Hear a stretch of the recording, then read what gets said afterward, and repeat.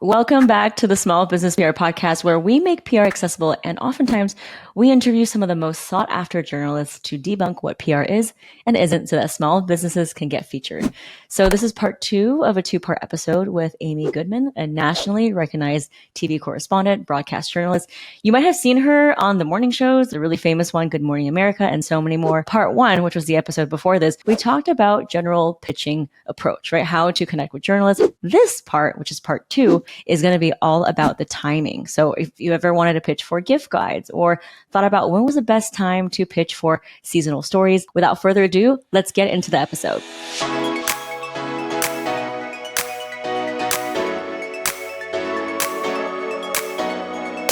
Do you think that that's pretty much like the only thing we can do? Because like we don't have a crystal ball to know what your editor is going to say, right?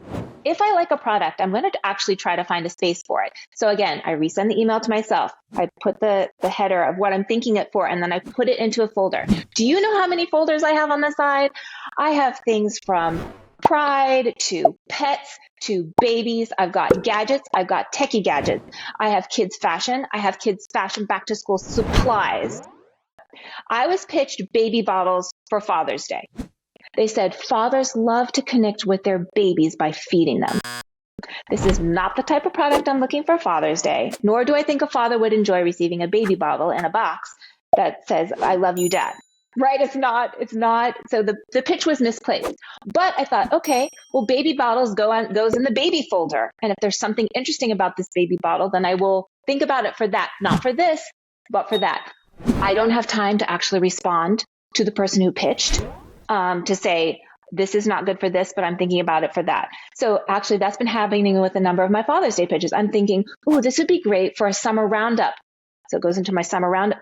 I called it the summer fun folder. Summer fun.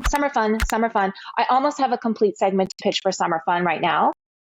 Again, I don't have time to get back to the owners about I'm doing this, because I'm actually working on the Father's Day segment. So, it's a matter of time management. But when you pitch me a good pitch and I like a product, and you can pitch it multiple times wearing different, like a chameleon of different colors, this is for Father's Day, or this is for the beach, or this is a really great item for parents for back to school, or whatever if I still like the product, it's already been put in that folder. So you're good, so to speak.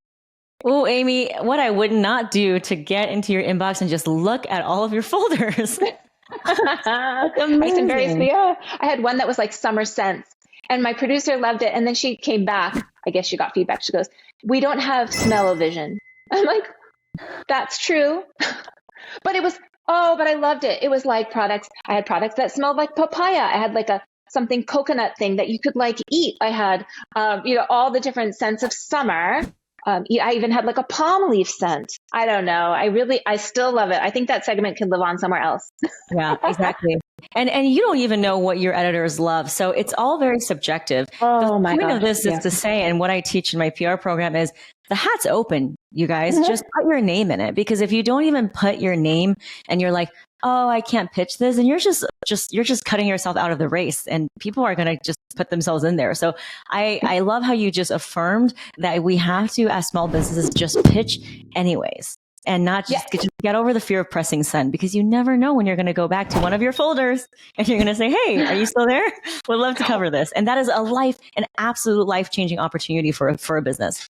Oh, for sure. And also the converse of that. Maybe I'm suddenly got booked something and something lands on my inbox and I'm like, you have no idea. Your timing is impeccable. Yes. So again, it's I so much of it is the hard work, and thank you for putting the hard work in your words. Thank you for putting together a concise pitch. Thank you for your links. Thank you for your pictures. And then the rest is timing. And it's not necessarily even something that I have control of. It's what I'm booked for. And I both do a balance of both pitching myself out for segments, but also now I have regular producers who will come to me and know they can rely on me. And I want to say that goes also, and it extends to you, that same thing, the reliability, right? So I am asked to do a lot of work, a very diverse work, and very all over the map work. In some shows, I'm known for DIY. In other shows, I'm known as the green cleaning expert. In other shows, I'm known for style. In other shows, I'm known for product roundups. I mean, it's really funny, but they can call me in a moment's notice, or with a super long lead, and they know I will deliver. And Yeah. again, every segment has to be better. So they know I'm going to bring it and I'm going to do it better, right? Yeah. Please Yeah. think and adopt this concept, this mentality, also this mindset for yourself when you're pitching. Because if I know that I can rely upon you, if I get like a last minute assignment, who do I reach out to? I reach out to a very small select group of people that I know deliver time and time again. They know I'm going to need overnight shipping. I'm going to need detailed information about the product. I'm going to need, they'll give it quickly, concisely, and without questions or pushback. Yep. That's the kind of person I want to be, like a resource, like a really, really reliable resource. Exactly. Once you're in, there's no limit to the amount of times that you'll go back to that source. So to me, it's a worthwhile thing to build a relationship. I'd rather do that than dance and make Instagram reels that get no reach. Well, there's a place for, if you go to my Instagram, you'll realize there's a place for Instagram reels too, and you never know who's watching, for sure. But yes, no, it's a good balance. I think it's a very important balance to do a bit of social too, and also obviously to develop those good it's not 30 million people, at least not for me. What I would rather do is have you cover something on like the Today Show, and then we can take clips and put that on social media. But I wouldn't start with social media, is what I'm saying. Like, that's not the foundation. Oh, you've given us so many things. Now I want to just break apart everything that you said, because we're all about showing, not just telling, right? So show us how it's done, right? Tell us about the timeline. Let's say I make a body serum, right? And it has many different properties. When do I pitch that if I want to get into Mother's Day versus when I want to get into like Q4, like holiday season? Like, what does that timeline look like? So it's different for different media. So because I used to work in magazines, and for those that are still around in existence, we used to work anywhere from 3 months to 6 months in advance on certain topics. So in December, when the December issues would hit the stands, we're looking at swimsuits, sarongs, beach towels, beach games. We're already in summer, like late spring, early summer. So it could be anywhere from 3 months is the minimum 3 months. And, you increase your chances the more you step back if you get a 4-month lead, a 5-month lead, but no more than a 6-month lead. It just depends. And gift guides, some magazines would start in July, no exaggeration. So literally 6 months in advance. So that's for like magazines and print. TV pitching, there's going to be a range on this. I know that you had a segment, or you had a podcast in February where the expert said, a month before Mother's Day. A month before Mother's Day, I was done with Mother's Day. So for me, it's 2 months for TV. Father's Day, I think I still have the month of May, and it's in June. So yeah, I'm about a month and a half out. But that's, like I said, I have back to school booked already, and that's in August. So I've already got my light feelers out for back to school, because with the luxury of time, I can make it the better, bestest segment ever. I know there's no such superlatives, but I'm always trying to outdo myself, right? So I say for TV, give it 2 solid months. There's no reason to wait, like give a 30-day lead when a lot of those spaces might already be occupied. Like, you don't want to miss the boat. What about Today's Show? Don't you do like last minute things, or it's already all your guests are booked?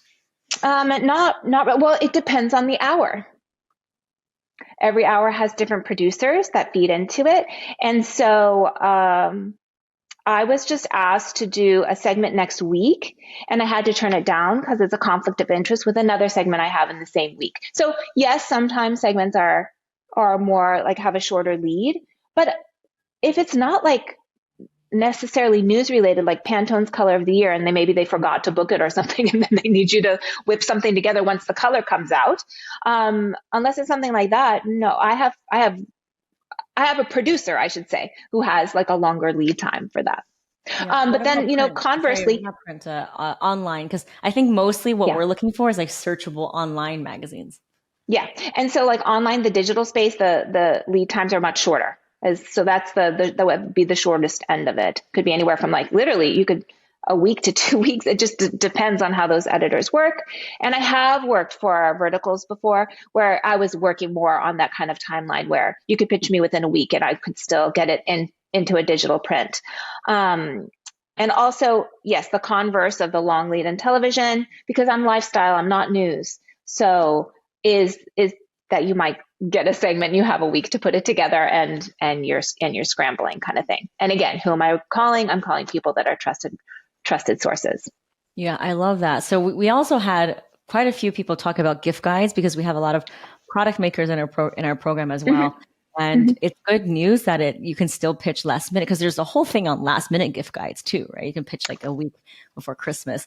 But I want to reiterate for those that are listening, if you are pitching a gift guide, do put the price point in there so that you know if it's like an under 50 or if it's a luxe gift, put in the shipping, right? Like how many days. Mm-hmm. So what about like samples or promos or discounts? How do you put that in the pitch? So, excuse me, I wouldn't even necessarily, well, that's two-pronged. So people are actually starting to pitch me Memorial Day. I just saw some of those in my inbox this morning.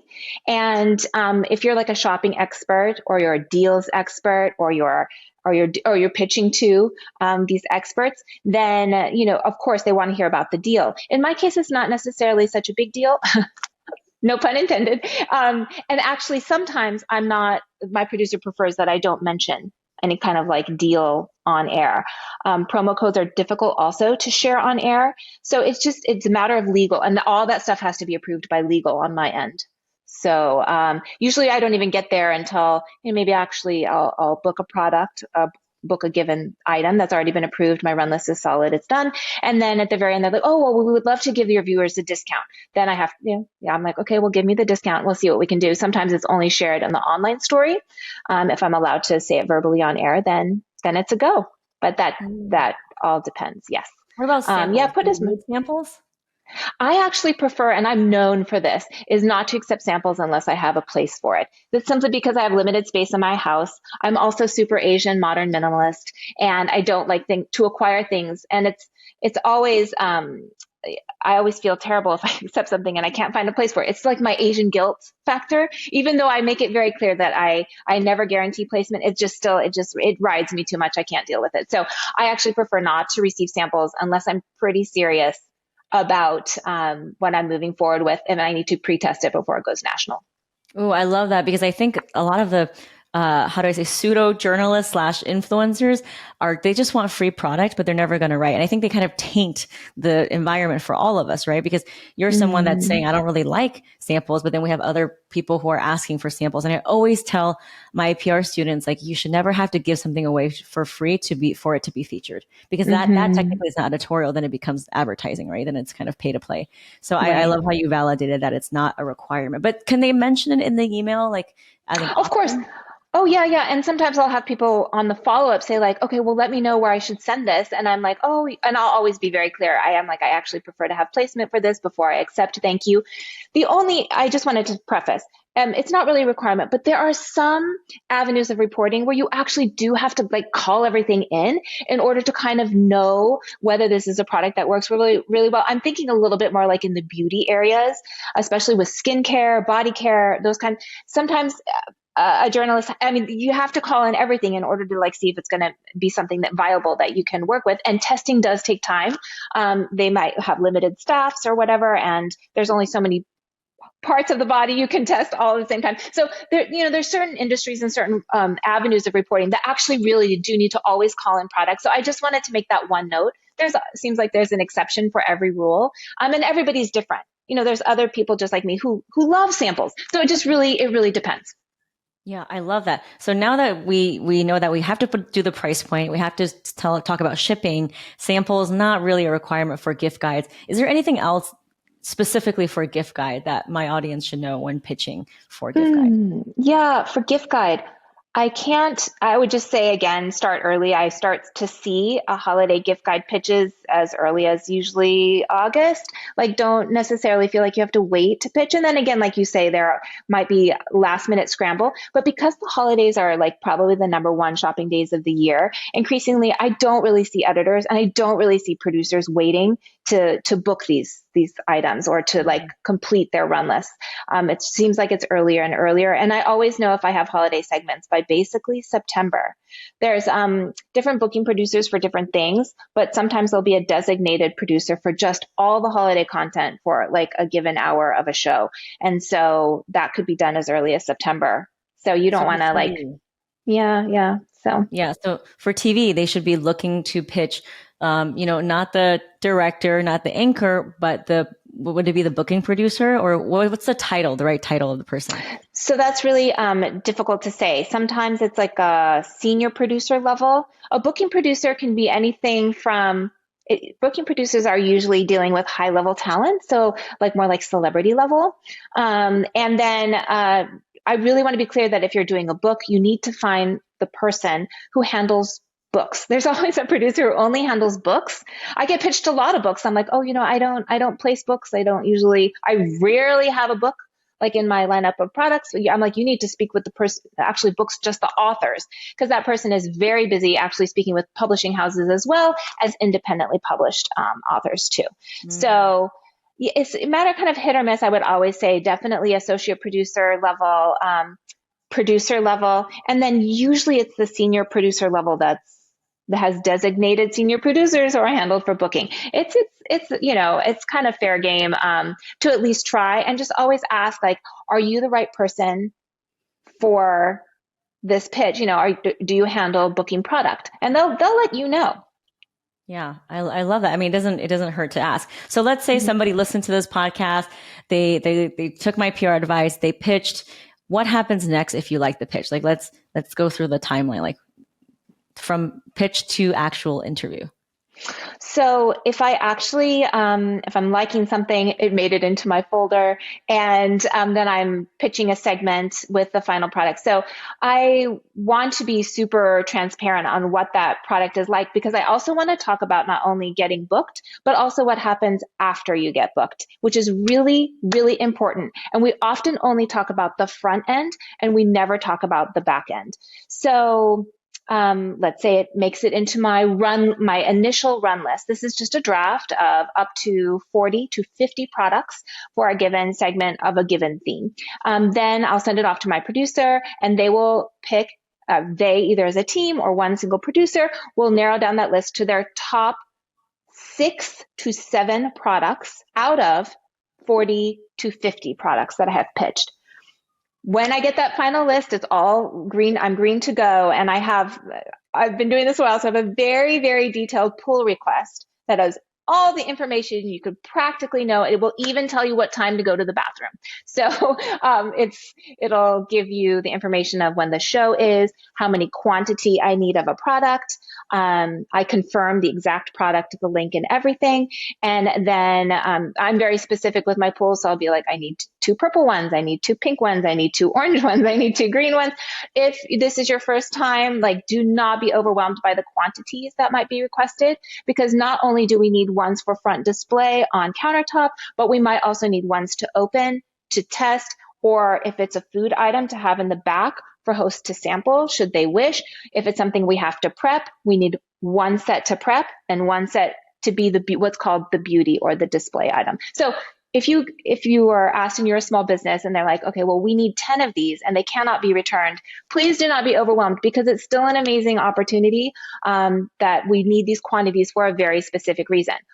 By the way, also, if I request 10, please don't decide to send 5, because then I just need to come back to you and ask for the other 5. My producer is annoyed. The props person is annoyed. The art director person is annoyed. We're all annoyed. So if I ask for something specific, it's usually for a very specific reason. And that was actually just recently happened in a segment. I'm like, why did you only send like half what we requested? And they said, it just seemed like a lot. And I'm like, I'm going to need the other half. And now you're going to need to express send it, which is an additional cost. Like, I totally get it. It's like, so everything's like so crazy, right? And it's expensive, but they just made more work for everybody, including themselves, by not doing what was on the requested list.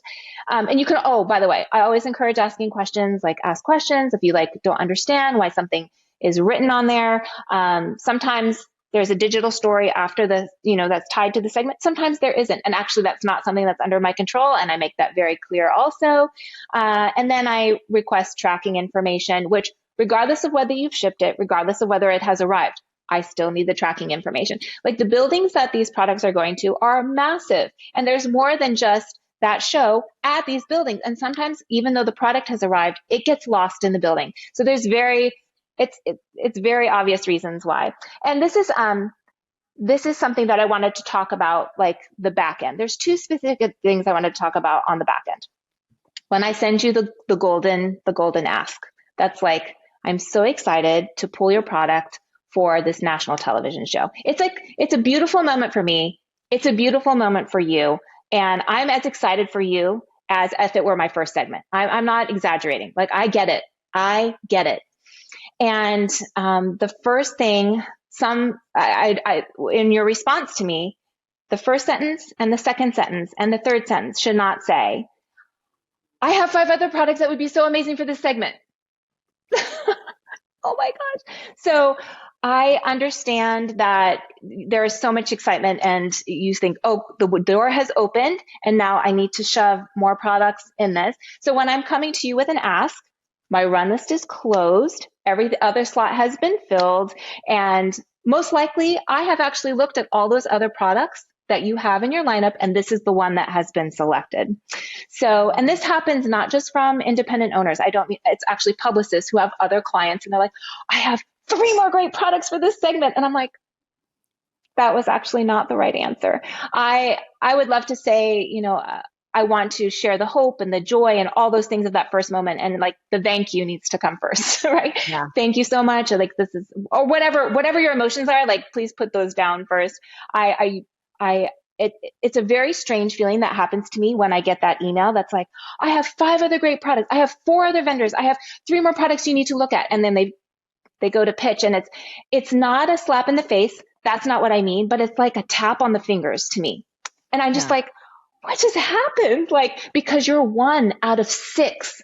That's really 1 out of 50 that was selected for this segment. And it's hard for me to create that space for you. And I hope that we can appreciate this moment and like as a joyful win for both of us, right? Yeah. So that's the one. Yeah, that's the one. That's the one thing. And then the gratitude goes for miles and miles. I can't even tell you, because these editorial segments, I'm not getting paid by anybody. The show's not paying me. And products cannot pay me to be on. That's actually illegal, by the way. And it's an FTC regulation that if you are paying me to be on, then that's then sponsored. And it's my responsibility as a journalist to disclose that relationship to an audience. But, so that was one big thing. And I can't remember what the other thing was now, but I had another question. So let's say they get on, right? I'm assuming a lot of times they're not actually in the studio with you. Like, you're just describing it so do they write out like a whole like narrative about the product and what you should say, or you get on the phone and ask them and then you craft your own presentation about it? So everybody's different, right? Some people might ask you for what are called talking points. Can you please send me some talking points about the product? Which would be, the full description you have on your website, any backstory about yourself and creating your company, anything that would make this, meaningful for you. In addition to reiterating the price point, the direct web link to product, and any high-res photos that we might use for a blog story, or that Today Show might use for today.com, or whatever show it is that they might actually post on their own digital web story. And so that part is good to have at the ready. I tend to already have all that information because I've already pitched you to my producers. I'm very, very thorough in my reporting, but every reporter is different. Some will request talking points, some won't. What's very important for you to know is that I'm actually not hired by you to read a script on air when I go on sharing your product. And I know that you want me to say certain things. And I know that there are certain things that are very, very important that you want me to push out, but you have to trust that the most important part of your story will absolutely rise to the top, because I do a lot of research. And in the moment, I actually prepare probably 200%, and I use 8% live on air. So if, when I'm talking, I actually am unscripted. I'm well-versed and well-practiced but I am unscripted. And depending on what the host is asking me, that's how I will respond. So you have to kind of trust that. And I do have publicists that are like, okay, well, here's your script. And I'm like, it doesn't really work that way.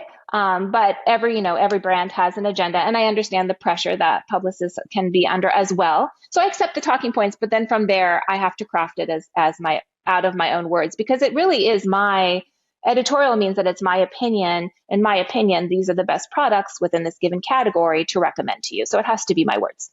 Yeah. And then just enjoy like the influx of attention and credibility. I mean, that's like they've already made it. So I think a lot of people tend to worry about problems when they really should just be celebrating the fact that they've like made it on national TV. It's incredible. Yes. Yeah. So Is there anything else you want to say about whether it's product owners or maybe non-product owners? What about like, I know you don't do authors, but what about like founder stories, people without a product? Like, is there a way that they can get on? And do you have any tips about that?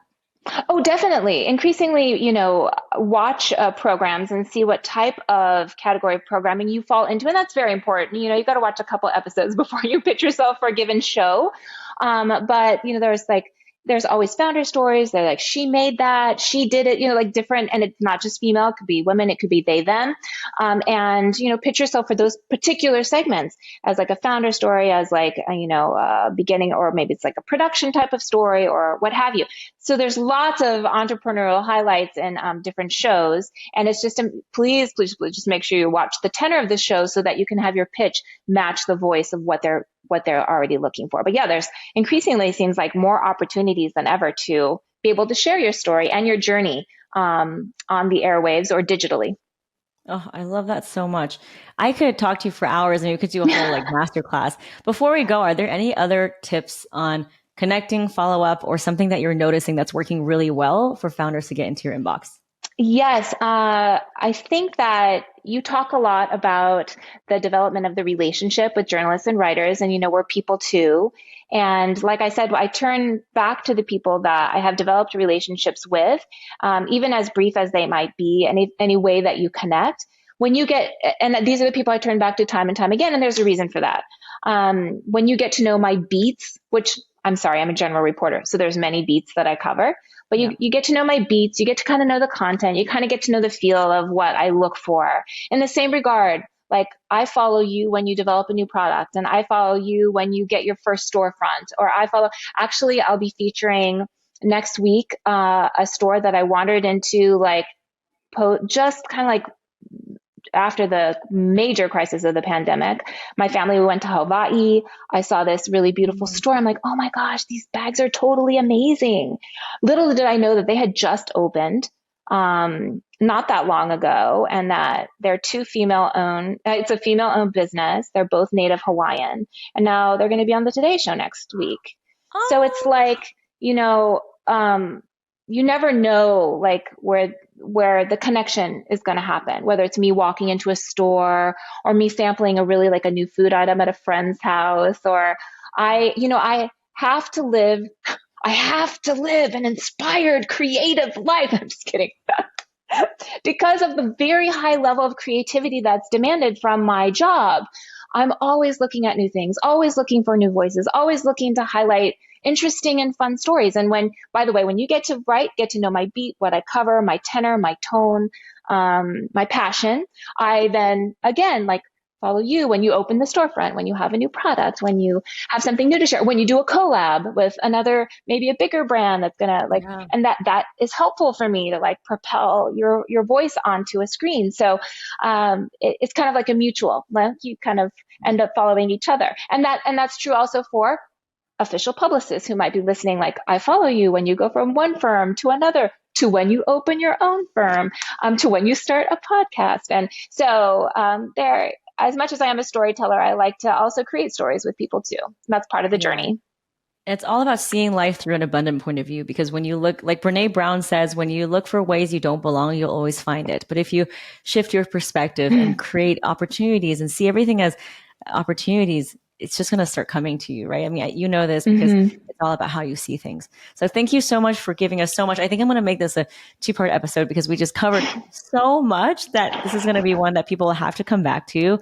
And thank you so much for sharing your wisdom and for just being like so knowledgeable and being in this industry for so long with all the changes. How can people find you and follow you and hear about what you're working on? That's very nice of you to ask, actually. Thank you. I am available across all socials at Amy E. Goodman. It's my website. It's basically everything. And I do respond to DMs. So definitely you can reach out. I'm not a journalist, by the way, who's super active on Twitter. I might be one of the only ones who's not, but Instagram for sure is probably the best way to DM me. And I also want to thank you so much for shedding your love and light on undervoiced communities. It is so beautiful, the work that you do. And as you know, from trying to nail me down for this interview, I'm so sorry, Gloria. I am extremely selective about where I'm able to share my passion and my time because I always want to give 150%. Or I'm sorry, let's round up to 200. Yeah. 200%.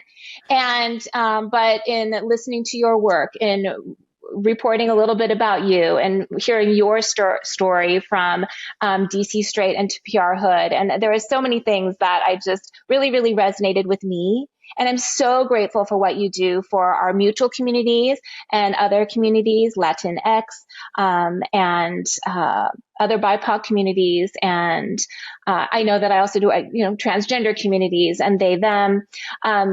In increasing the space for people to be able to tell their stories, they better mimic the real world in which we are living in. So thank you for all the work that you do. Thank you so much for being here.